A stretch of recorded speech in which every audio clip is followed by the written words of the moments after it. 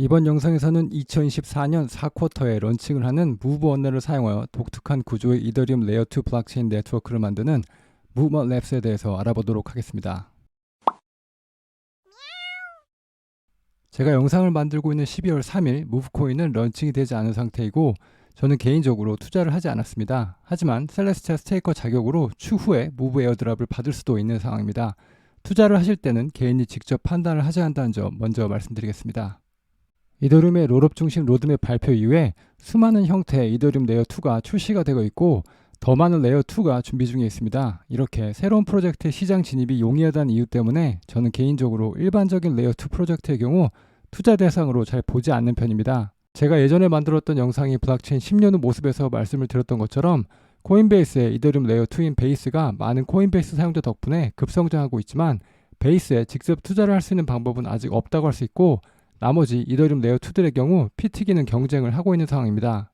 이렇게 이더리움 레이어2 프로젝트가 많은데도 불구하고 무브랩스의 프로젝트가 주목을 받고 있는 대표적인 이유를 들어보자면 첫 번째, 스마트 컨트랙트를 사용하기 위해서 처음으로 디자인된 무브 언어를 사용한다는 점. 두 번째, 병렬 실행과 영지 실행을 활용하여 낮은 거래 수수료와 높은 처리 속도를 보여준다는 점.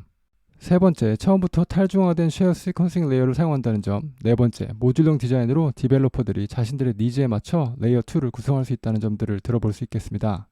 영상에서 좀 더 자세하게 다루겠지만 이러한 기술적인 특성들은 무브랩스가 총 41.4 밀리언의 펀딩을 유치할 수 있게 했다고 볼 수 있겠습니다. 펀드레이징을 살펴보면 덩치가 큰 폴리체인부터 메이븐 11, 픽먼 캐피털, 핵비시, 플레이스홀더, 로봇벤처, 폴리곤의 샌딥, 그리고 엔젤 투자자로 아이건러의 시롬 칸, 모나드의 키어니 한, 셀레스의 닉 화이트, 베라체인의 스모키 등 저명한 크립토 투자자들과 다른 유명 생태계 설립자들이 투자를 한 것으로 모아 전반적인 크립토 영역에서 인정을 받았다고 할 수 있겠습니다. 무브 토큰의 토크너믹스는 여타 다른 일반적인 코인들과 큰 차이점을 보여주진 않습니다.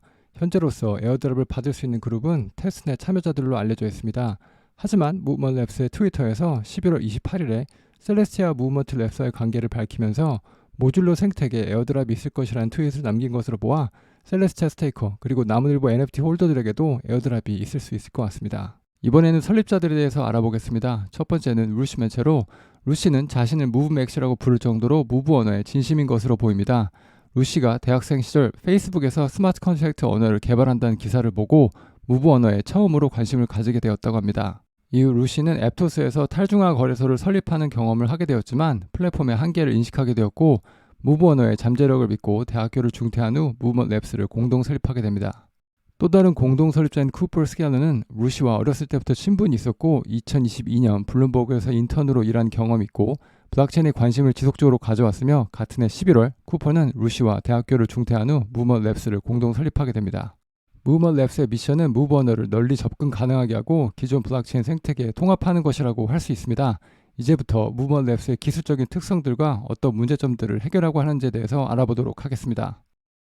가장 첫 번째 질문을 해야 하는 것은 무브 언어가 왜 필요한지 그리고 블록체인 시장에 어떤 영향을 줄 수 있는지에 대해서 고민을 해보는 것입니다. 가장 시총이 큰 스마트 컨트랙트 레이어인 이더리움을 살펴보자면 출범 이후 EVM은 가장 영향력이 있는 블록체인 운영 체제로 자리 잡았고 가장 많은 양의 자산이 이더리움 생태계에 존재하고 있는 상황입니다. 하지만 EVM의 프로그램 언어의 솔리디티는 블록체인에 특화된 언어가 아니고 브리칭 해킹에 취약하며 직관적이지 않아 소수의 개발자들만이 솔리디티를 사용하는 것을 선호한다고 합니다.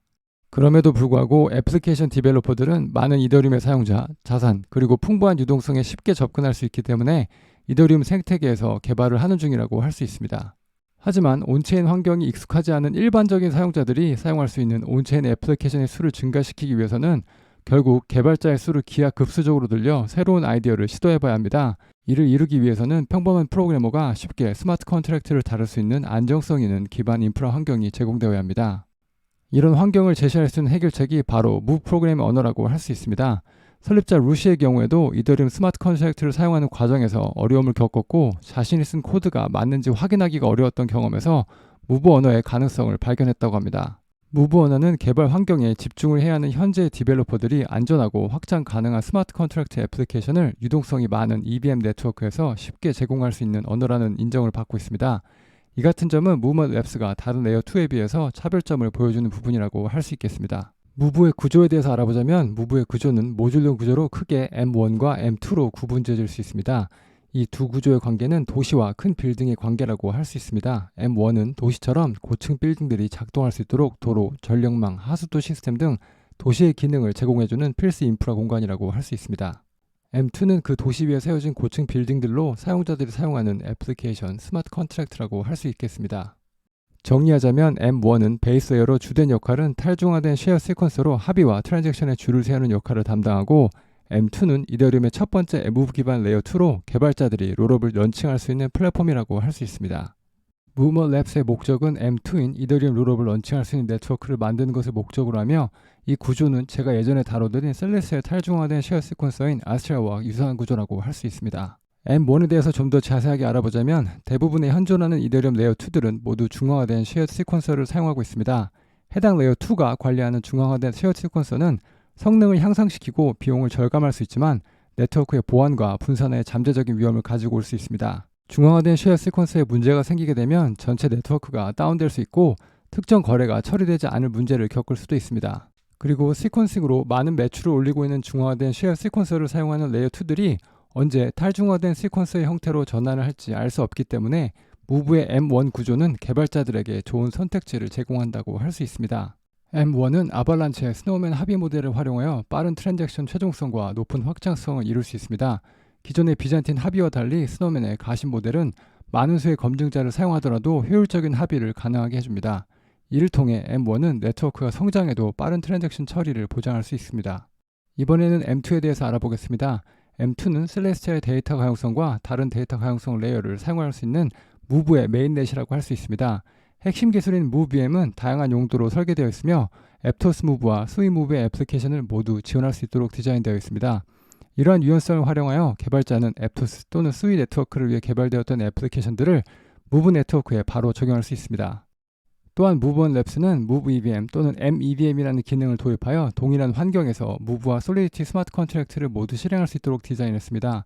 이는 개발자가 기존 이더리움 애플리케이션의 광범위한 생태계에 접근하면서도 무브의 보안과 효율성을 활용할 수 있음을 의미한다고 할 수 있습니다. 무브와 EVM의 강점을 결합함으로써 무브먼트 랩스는 디벨로퍼들이 서로 다른 블록체인 생태계 간의 연결을 구축하여 기존에 존재하지 않았던 혁신적인 애플리케이션을 구축할 수 있는 환경을 제공할 수 있습니다.